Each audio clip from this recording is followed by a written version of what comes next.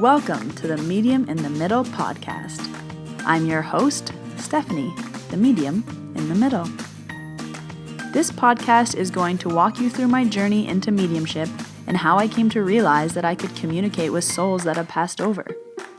My adventure started just over a year ago when unusual situations started happening to me.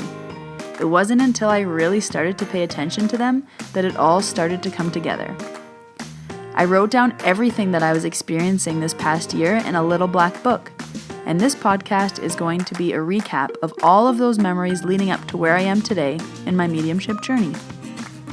I will be releasing new episodes every Tuesday, and I recommend listening to the podcast in order, starting with episode 1, as my story will unfold more week by week. If you would like to stay connected with me, follow me on Instagram at mediuminthemiddle.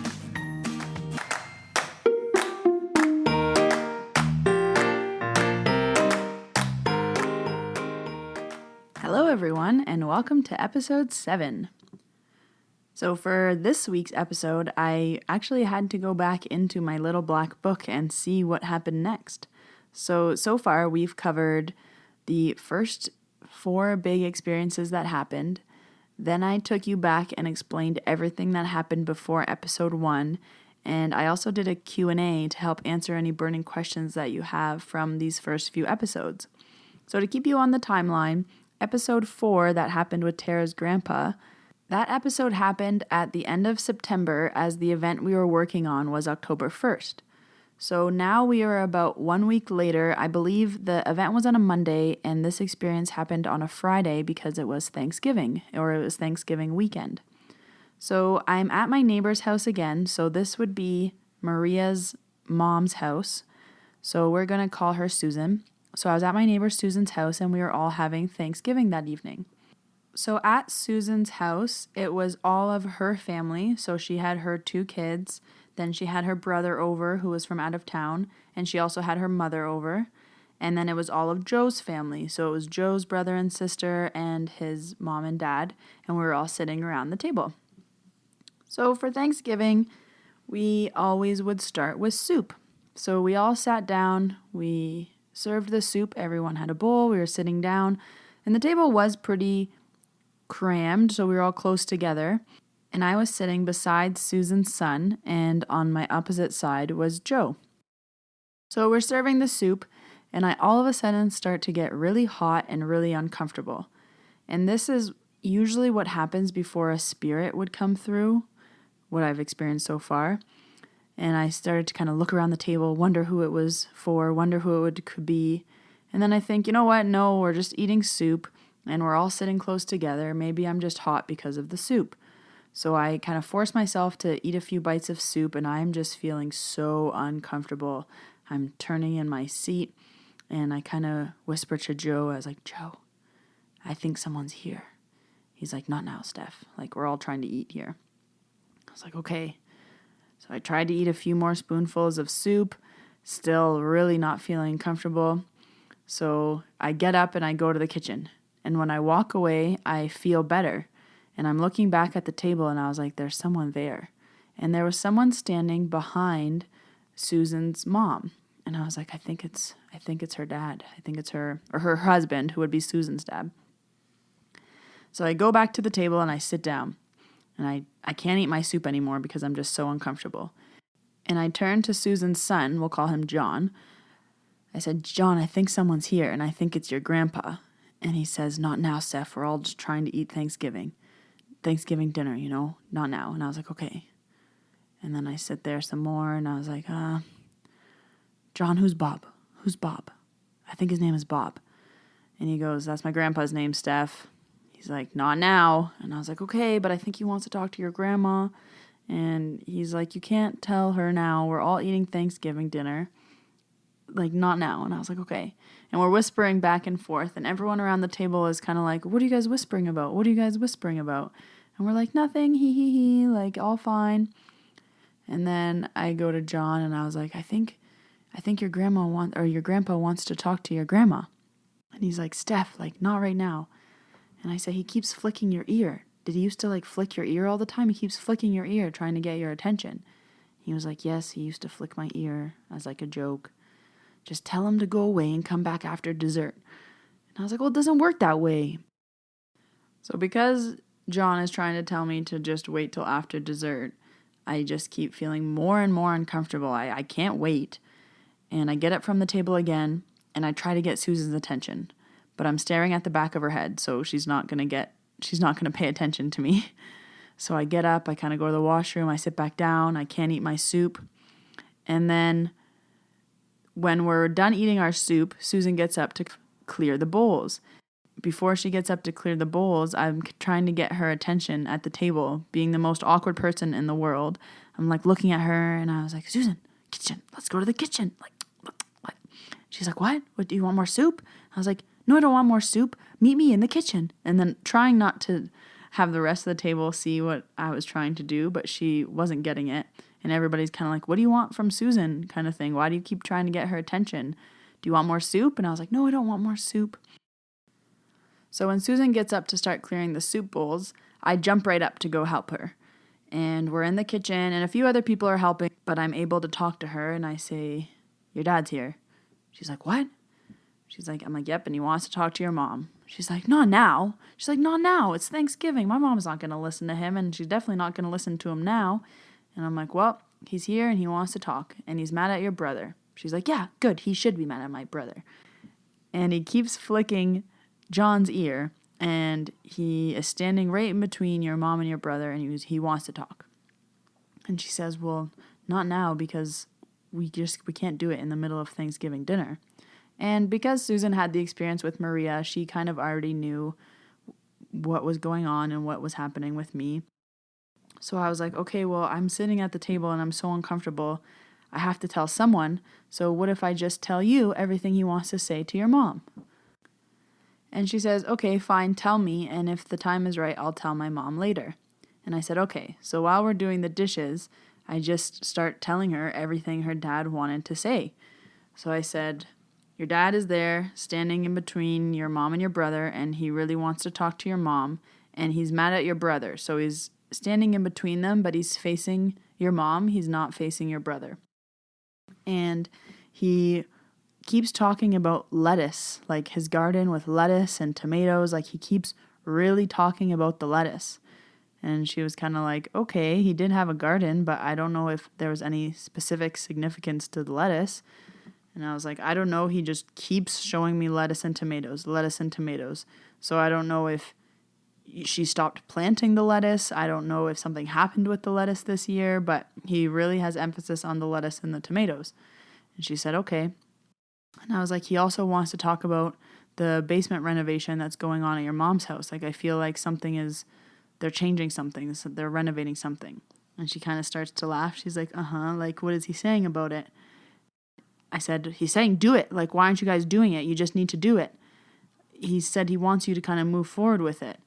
And she laughed. She's like, yeah, my mom, the basement has been flooding and we have to fix the foundation. So either we can do this quick little fix or we can kind of spend $10,000 and fix it properly. And me and my brother are trying to decide what to do right now.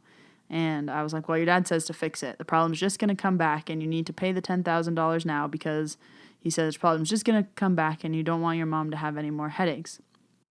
And then he didn't tell me why he was mad at his son, but he kept kind of turning his back to him and he didn't want to talk about it.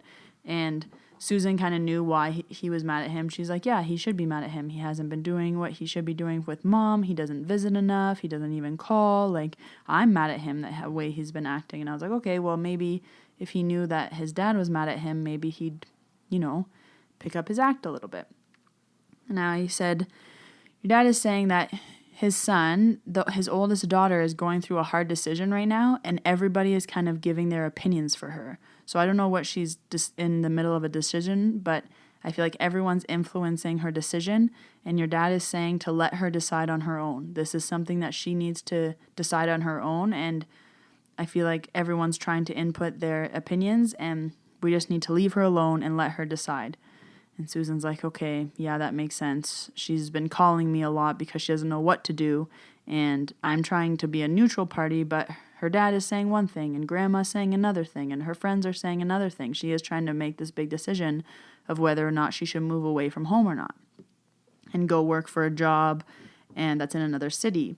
And I was like, okay, well, your dad is saying, like, let her make this decision because all these people adding in their opinion is just making it harder for her.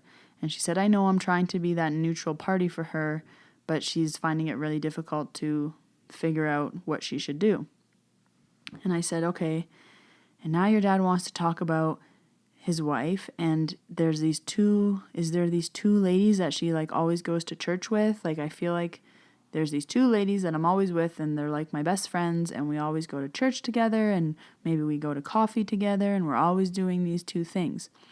And Susan kind of laughs, and she's like, yep, those are mom's friends. They do those things together. They go to church, and they have coffee.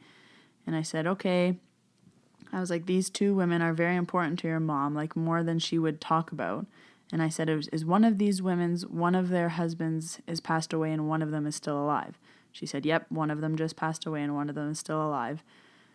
I said, okay, well, the one that had just passed away, he's with your dad. Like, they're together over there, and they're fine. They're being friends on the other side. And she smiled, and she said, okay. And then I said, your dad also wants to talk about his brother. I'm like, I feel like his brother lives very close to your mom, but it's like they don't see each other often. She laughed and she was like, yeah, they live on the same street a few doors down, but they never see each other. They never call each other. And she's like, I'm always saying, Mom, why don't you just go? He lives just a few doors down. Invite him over for coffee. Have him over for lunch. And she'll never do it. I was like, okay, well, your dad's saying kind of, like, you guys should see each other more often. Your family, that's my brother, you're my wife. Like, tell them that they should be hanging out together and they both need to stop being so stubborn and kind of be together. And then she was like, okay, I'll try to tell her, but I've been trying to tell her for a long time. So we're doing the dishes and I'm telling her these little pieces of information. And as we're kind of loading things into the dishwasher and she's washing and I'm drying, I keep looking back at the table and kind of collecting more information and then telling her the next thing. And then I said, and your oldest daughter is going through a big decision right now too, and something's going to happen for her in November. I was like, November 12th, something's going to happen on November 12th, but I don't know what. She was like, okay. She's like, she is like waiting to find out about school for next year and all these things. Maybe she'll get an answer on November 12th. And I was like, I don't know what it is, but November 12th. And as that's happening, kind of a few other people are coming to bring us bowls or things that need to be washed. And Joe's sister is like, what are you guys talking about?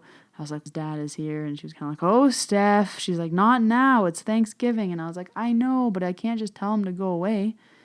So as we're sitting there, I'm telling Susan all this information about her dad. Finally, I feel like the information that he was trying to get across was received. So he talked about his garden. He talked about the renovation that needed to happen at his home. He talked about his wife's friends. He talked about a few of his grandchildren. I really felt that he had said everything he needed to say. And I said, okay, I think that's all he needs to say. She's like, all right. So by this time, we were done doing the dishes. She was kind of happy to know that her dad was at Thanksgiving. And we went back to the table, and I just sat down, and I smiled at her mom and kind of looked at her brother with a little slide eye, like, I know what you're up to.